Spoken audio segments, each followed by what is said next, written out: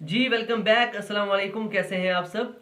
आज हमारी जावास्क्रिप्ट की सीरीज़ का चौथा लेक्चर है और इसमें हम बात कर रहे होंगे स्विच स्टेटमेंट के बारे में।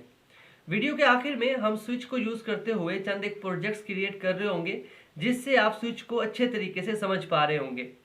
अब बात करते हैं स्विच के बारे में। तो स्विच स्टेटमेंट के अंदर हमारे पास एक वैल्यू होती है और चंद एक केसेस होते हैं। हमारी वैल्यू को हर एक केस के साथ मैच किया जाता है। जिस केस के साथ हमारी वैल्यू मैच होती है उस केस के अंदर जितना भी कोड लिखा होता है वो एग्जीक्यूट हो जाता है।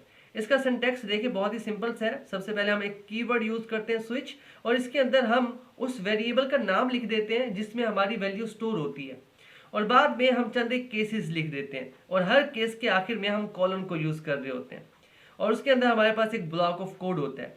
इसको हम प्रैक्टिकल करके देखते हैं। जी हम आ चुके हैं अपने एडिटर में और यहाँ पर मैंने एक फाइल क्रिएट की हुई है index.html की। अब यहाँ पर जैसे ही मैं एक्सक्लेमेशन मार्क डालता हूँ तो मेरे पास दो ऑप्शन आ रहे हैं। पहले वाले को जैसे क्लिक करता हूँ तो विजुअल स्टूडियो ने बाय डिफ़ॉल्ट मुझे एक कुछ कोड दे दिया। अब मुझे चाहिए एक जावास्क्रिप्ट की फाइल, और उसके लिए मैंने पहले से फाइल क्रिएट की हुई है first.js। हम इसे क्लिक करते हैं। उसके बाद हमारा दूसरा काम है कि हमने इस फाइल को अपनी HTML के अंदर लिंक कराना होता है। तो उसके लिए हम अपने HTML के बॉडी टैग में जाएंगे और यहाँ पर यूज़ करेंगे स्क्रिप्ट का, और इसके अंदर हम सोर्स प्रोवाइड करेंगे। सोर्स की जगह पे हम अपनी फाइल का नाम लिख रहे होते हैं। हमारी फाइल का नाम है first.js, हमने यहाँ पर लिख दिया।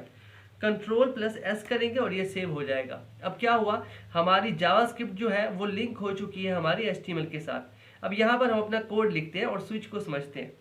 सबसे पहले मैं एक वेरिएबल क्रिएट करता हूँ यहाँ पर a नाम का, और उसके अंदर एक वैल्यू स्टोर करा देता हूँ, फॉर एग्जाम्पल 2। और अब हम स्विच का यूज़ करते हैं। स्विच के लिए सबसे पहले हम क्या करते हैं, एक कीवर्ड यूज़ करते हैं स्विच, और इसके अंदर हम उस वेरिएबल का नाम लिखते हैं जिसमें हमारी वैल्यू स्टोर है। अब मेरी वैल्यू जो है वो a के अंदर स्टोर है तो यहाँ पर मैं a लिखूंगा। उसके बाद कर्ली ब्रैकेट और ये बॉडी शुरू हो जाती है स्विच स्टेटमेंट की। अब यहाँ पर हम पहला केस लिखेंगे और यहाँ पर मैं कोई वैल्यू लिखूंगा। फॉर एग्जाम्पल मैं यहाँ पर वैल्यू लिखता हूँ 3, और आखिर में कॉलन लगाते हैं, और इसके अंदर हम कुछ स्टेटमेंट्स लिख रहे होते हैं। कोड अपनी मर्जी का आप जो चाहे लिख सकते हैं। फॉर एग्जाम्पल मैं यहाँ पर console.log का यूज़ करता हूँ और आउटपुट में हम करा देते हैं यस, और इसे टर्मिनेट कर देते हैं। यहाँ पर मैं 3 की बजाय 2 सेट कर देता हूँ।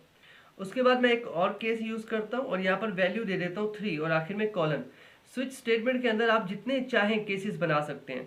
उसके बाद मैं यहाँ पर आउटपुट शो कराता हूँ कंसोल को यूज़ करते हुए, console.log, और यहाँ पर मैं आउटपुट शो करा देता हूँ नो। अब इसमें क्या होगा, सबसे पहले मेरी वेरिएबल की भी जो वैल्यू है उसे केस 1 के साथ मैच किया जाएगा। केस 1 में मेरे पास 2 है, तो अगर मेरे वेरिएबल की वैल्यू इस 2 की वैल्यू के साथ मैच हो जाती है तो इसके अंदर कोड लिखा हुआ है यस, वो एग्जीक्यूट हो जाएगा। तो इसे सेव करते हैं और चंद एक चीज़ें हैं जो कि मैं आउटपुट नज़र आने के बाद आपको बताऊंगा। अब यहाँ पर देखिए जैसे हमने रिफ्रेश किया हमारे पास दोनों ऑप्शन आ रहे हैं। मतलब हमारे पास यस भी आ रहा है और हमारे पास नो भी आ रहा है, लेकिन हमारे पास आंसर आना चाहिए था यस। मतलब हमारी जो वैल्यू है वो केस 1 के साथ मैच हो रही है, केस 2 के साथ मैच नहीं हो रही। तो इसके लिए हम एक यूज़ करते हैं कीवर्ड ब्रेक, ब्रेक कीवर्ड, और आखिर में सेमीकोलन का यूज करते हैं।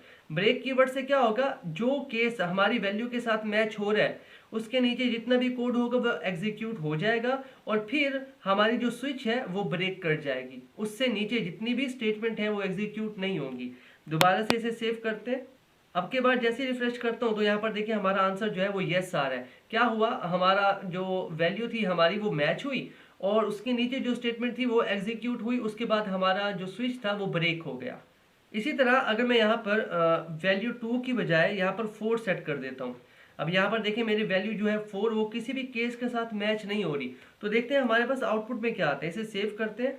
अब यहाँ पर देखिए जैसे भी हमने रिफ्रेश किया तो हमारे पास कोई भी आउटपुट शो नहीं हो रहा, लेकिन हम चाहते हैं कि अगर हमारी वैल्यू किसी भी केस के साथ मैच नहीं होती तो हम यूज़र को कोई ना कोई आउटपुट दिखाएं। तो वो हम किस तरह से करते हैं, उसके लिए सिंपल हम यहाँ पर एक कीवर्ड का यूज़ करते हैं विच इज़ डिफ़ॉल्ट। जैसे हमने ब्रेक को यूज़ किया वैसे ही हमारे पास डिफ़ॉल्ट होता है। इसमें थोड़ा सा फ़र्क होता है, ब्रेक के बाद हमने सेमी कॉलन का यूज़ किया था, डिफ़ॉल्ट के बाद हम यूज़ करते हैं सिंपल कॉलन का यूज़ करते हैं, जैसे कि हम केस की बात करते हैं। और यहाँ पर आप जो कुछ भी लिखेंगे वो तब एग्जीक्यूट होगा जब आपकी वैल्यू किसी भी केस के साथ मैच नहीं हो रही होगी। console.log, और इसके अंदर हम मैसेज शो करा देते हैं नो मैच। टर्मिनेटर, सेव करते हैं इसे। देखिए जैसे ही इसे रिफ्रेश करता हूँ तो मेरे पास आंसर आ रहा है नो मैच, क्योंकि मेरी वैल्यू किसी केस के साथ भी मैच नहीं हो रही थी। तो इस तरह से हम इसे यूज़ कर रहे होते हैं। अब यहाँ पर देखें, हमने अपने डिफ़ॉल्ट को स्विच स्टेटमेंट के सबसे आखिर में लिखा। ज़रूरी नहीं कि आप आखिर में लिखें, आप पहले भी लिख सकते हैं, लेकिन उसके लिए आपको एक और चीज़ यूज़ करनी होगी। मैं इसे यहाँ से कट करता हूँ और हम इसे लेकर जाते हैं स्विच स्टेटमेंट के शुरू में। अब यहाँ पर देखें, इसे हम सेव करते हैं और इसे चलाकर देखते हैं कि क्या आउटपुट आता है। देखिए जैसे इसे रिफ्रेश करते हैं तो हमारे पास दोनों आंसर आ रहे हैं। हमारे पास नो मैच भी आ रहा है और हमारे पास येस भी आ रहा है। जब भी आप डिफ़ॉल्ट को शुरू में यूज़ करें तो उसके बाद ब्रेक लाजमी यूज़ करें। अगर आप ब्रेक यूज़ नहीं करेंगे तो आपका आंसर वो नहीं आ रहा होगा जो आप एक्सपेक्ट कर रहे होंगे। दोबारा से इसे सेव करते हैं। अब के बार अगर इसे रिफ्रेश करें तो हमारे पास आंसर वही आ रहा है, नो मैच का। तो आप चाहें तो आप शुरू में भी डिफ़ॉल्ट को लिख सकते हैं, लेकिन उसके लिए आपको ब्रेक यूज़ करना होगा। लेकिन अच्छी प्रैक्टिस ये होती है कि हम डिफ़ॉल्ट को अपनी स्विच स्टेटमेंट के आखिर में लिखें। चलिए अब हम स्विच को यूज़ करते हुए एक गैसिंग गेम बनाते हैं और देखते हैं कि स्विच उसमें किस तरह से काम करता है। सिंपल, उसके लिए हम एक वेरिएबल बनाते हैं ए नाम का और उसके अंदर हम यूज़र से वैल्यू ले लेते हैं। तो यूज़र से वैल्यू लेने के लिए हम प्रॉम्प्ट का यूज़ करते हैं और उसके अंदर हम यूज़र को कुछ मैसेज शो कराते हैं। यहाँ पर फॉर एग्जाम्पल मैं यूज़र को शो कराता हूँ guess a letter from A to G, कि मतलब ए से लेकर जेड तक कोई भी लेटर आपने गेस करना है। और फिर हम यूज़ करेंगे स्विच स्टेटमेंट को। तो सबसे पहले हम क्या करते हैं, एक कीवर्ड लिखते हैं स्विच और उसके अंदर उस वेरिएबल का नाम लिखते हैं जिसमें हमने अपनी वैल्यू स्टोर की होती है। अब यूज़र से जो भी मैं वैल्यू लूँगा वो मेरे ए नाम के वेरिएबल में स्टोर होगी, तो यहाँ पर मुझे वेरिएबल ए लिखना होगा। उसके बाद बॉडी शुरू होती है कर्ली ब्रैकेट के अंदर हमारी स्विच की, और यहाँ पर हमने मैच करने हैं अपने सारे केसेस को। तो सबसे पहले केस 1 बनाते हैं कि अगर यूज़र ए प्रेस करता है फॉर एग्जांपल, या फिर हम यहाँ पर चेंज कर लेते हैं यूज़र सी प्रेस करता है, तब क्या आउटपुट होना चाहिए। तो यहाँ पर हम कंसोल का यूज़ करेंगे .log और आउटपुट में शो करा देते हैं for example you win otherwise. और यहाँ पर इसके बाद हमने ब्रेक का यूज़ करना है। अब मैं आपको बता चुका हूँ कि वो इम्पोर्टेंट क्यों होती है। उसके बाद हमने यहाँ पर केस सेट कर देना है डिफ़ॉल्ट का, मतलब अगर यूज़र ने सी प्रेस किया मतलब उसने सही गैस किया, अदरवाइज उसने सही गैस नहीं किया तो हम डिफ़ॉल्ट को चलाएंगे। तो डिफ़ॉल्ट के अंदर हम कुछ और आउटपुट लिखेंगे। फॉर एग्जांपल हम कंसोल का यूज़ करेंगे console.log और इसके अंदर हम आउटपुट में शो करा देते हैं ट्राई अगेन। इसे सेव करते हैं और अब के बाद प्रोग्राम को रन करते हैं। देखिए जैसे हमने रिफ्रेश किया तो हमारे पास एक स्क्रीन शो हो गई guess a letter from A to G. अगर यहाँ पर मैं सी प्रेस करता हूँ, जैसे एंटर करता हूँ तो मेरे पास एरर आ रहा है। ऐसा क्यों है कि उसने कहा सी इज़ नॉट डिफाइंड। अब जब भी आप कोई कैरेक्टर लिख रहे होते हैं स्विच स्टेटमेंट के अंदर तो उसे आप या तो डबल कोटेशन में लिखेंगे या आप सिंगल कोटेशन में लिखेंगे। तो हम इसे सिंगल कोट में लिखते हैं सी, दोबारा से सेव करते हैं। अब के बाद अगर इसे रिफ्रेश करें तो यहाँ पर देखिए हमारे पास पॉपअप शो हो रहा है। अगर मैं अब सी एंटर करता हूँ तो हमारे पास आंसर आ रहा है यू विन। अब यहाँ पर एक की पॉइंट है जो कि मैं आपको बताना चाहता हूँ। अब हमने यहाँ पर लिखा हुआ है स्मॉल सी, मान लो कि यूज़र ने कैपिटल सी एंटर किया, तब क्या होगा। तो अब हम करके देखते हैं। अब अगर मैं इसमें कैपिटल सी लिखता हूँ फॉर एग्जांपल, तो उससे क्या होगा, जैसे मैं एंटर करता हूँ तो मेरे पास आंसर आ रहा है ट्राई अगेन। मतलब मैंने एंटर तो सी ही किया लेकिन मेरे केस के अंदर है स्मॉल सी जो कि लोअर केस में है। उसके लिए हम क्या करते हैं, हम दो केसेस लिख रहे होते हैं। एक केस हमने लिखा, इसी के बाद हम एक दूसरा केस भी लिख सकते हैं। सिंपल हम यहाँ पर सेट करते हैं केस और यहाँ पर मैं सिंगल कोट में कैपिटल सी भी लिख देता हूँ और कॉलन लगा देते हैं। अब इसे सेव करते हैं। अब अगर मैं इसमें वैल्यू दूं कैपिटल सी तब क्या होगा, मेरा आंसर आ रहा है यू विन। या फिर मैं वैल्यू दूं स्मॉल सी तब भी मेरा आंसर आ रहा है यू विन। तो इस तरह से आप केस सेंसिटिव जो होते हैं आप उसे कंट्रोल कर रहे होते हैं। आपने देखना होता है कि यूज़र कैपिटल यूज़ करेगा या स्मॉल यूज़ करेगा, तो उसके मुताबिक हम अपने कोड को मॉडिफाई कर रहे होते हैं। अब एक काम करते हैं, स्विच को यूज़ करते हुए हम एक कैलकुलेटर बनाते हैं।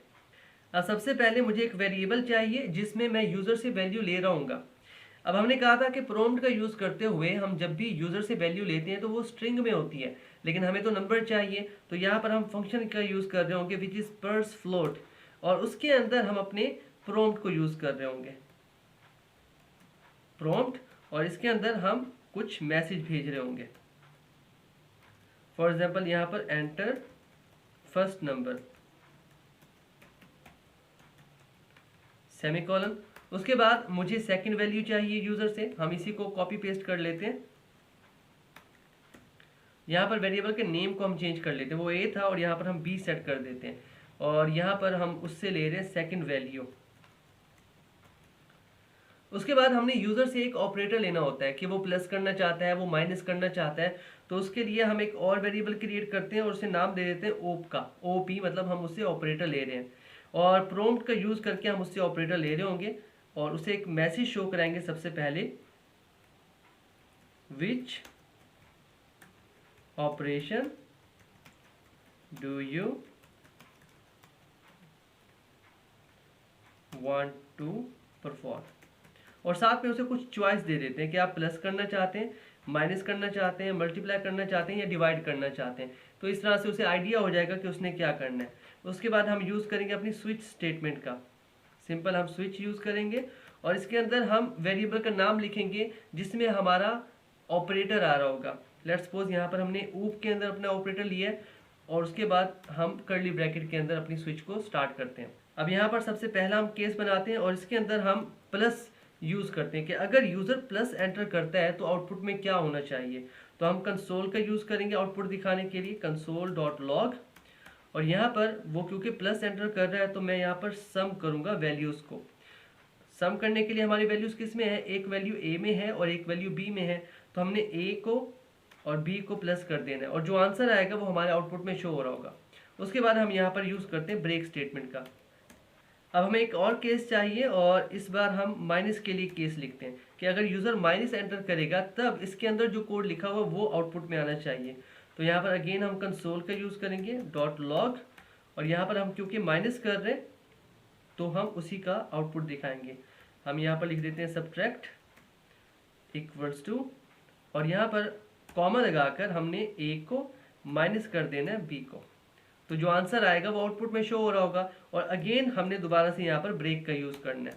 फिलहाल के लिए यही दो ऑपरेशन करके देखते हैं, बाकी आप खुद करेंगे। और आखिर में हम डिफ़ॉल्ट को भी सेट करते हैं कि अगर हमारा प्लस भी ना हो, माइनस भी ना हो, मल्टीप्लिकेशन भी ना हो, तब क्या आना चाहिए आउटपुट में। तो उसके लिए हम डिफ़ॉल्ट का यूज़ करेंगे और डिफ़ॉल्ट के बाद हम कॉलन का यूज़ करते हैं और इसके अंदर हम कंसोल का यूज़ करेंगे, कंसोल डॉट लॉग का, और हम आउटपुट में शो कराएंगे इसमें प्लीज एंटर वैलिड ऑपरेटर। इसे करते हैं सेव। अब यहाँ पर देखिए वो हमसे फर्स्ट नंबर मांग रहे हैं, तो यहाँ पर मैं 4 प्रेस करता हूँ, अगेन वो सेकंड नंबर मांग रहे हैं, अगेन 4, और यहाँ पर वो ऑपरेटर पूछ रहा है। तो फिलहाल के लिए हमने एक प्लस का लिखा है कोड और एक माइनस का लिखा है, तो यहाँ पर मैं प्लस एंटर करता हूँ। तो यहाँ पर देखिए हमारा आंसर आ रहा है सम इक्वल्स टू 4। अगर हम माइनस के लिए चेक करें तो फर्स्ट वैल्यू मैं 5 दे देता हूँ, सेकंड वैल्यू 4, और यहाँ पर मैं माइनस करता हूँ तो मेरे पास आंसर आ रहा है 1। तो इस तरह से हम इसे यूज़ कर रहे होते हैं। अब हमारा ये कैलकुलेटर काम किस तरह से कर रहा है, मतलब हम क्या करते हैं, हम पहले एक वैल्यू देते हैं, फिर से एक वैल्यू देते हैं और फिर तीसरे नंबर पे हम ऑपरेटर देते हैं। लेकिन अगर हम रियल वर्ड कैलकुलेटर को देखें तो उसे हम कैसे यूज़ करते हैं, सबसे पहले उसमें हम कोई वैल्यू देते हैं, फिर हम ऑपरेटर देते हैं, हमें प्लस करना हो, माइनस करना हो, और फिर हम तीसरी वैल्यू दे रहे होते हैं। तो हम इसे भी थोड़ा उसी तरह से करके देखते हैं कि सबसे पहले हम एक वैल्यू दें, उसके बाद हम ऑपरेटर दें और फिर सेकेंड वैल्यू दें।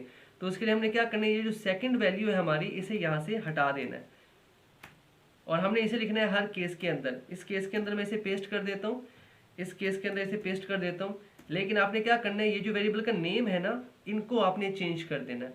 यहाँ पर बी में रहने देता हूँ, यहाँ पर मैं इसे सी में चेंज कर देता हूँ, सिंपल। और यहाँ पर भी हम इसे सी में चेंज कर देंगे क्योंकि सी में वैल्यू आ रही है हमारी।